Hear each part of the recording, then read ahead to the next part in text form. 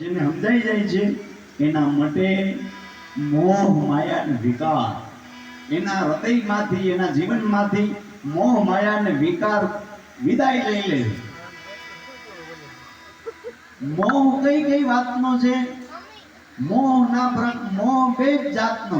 શું તાલુકાનો સભ્ય છું, કાં તો હું જિલ્લાનો સાંસદ છું, કાં તો હું રાજ્યનો પીએમ રાજ્યનો મુખ્યમંત્રી છું, કાં તો હું દેશનો વડાપ્રધાન છું, કાં તો હું આઈએએસ ઓફિસર છું, કાં તો હું મંત્રી છું, મામલતદાર છું, ડોક્ટર છું, વકીલ છું.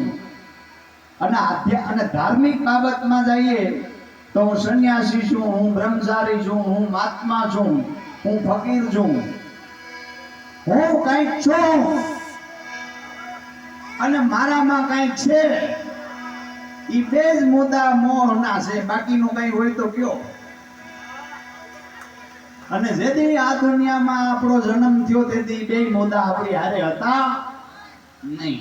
અને જેથી આ દુનિયામાંથી આપણું શરીર વિરામ પામી જાય તેથી બે મુદ્દા આપણી હારે હશે તો ફિર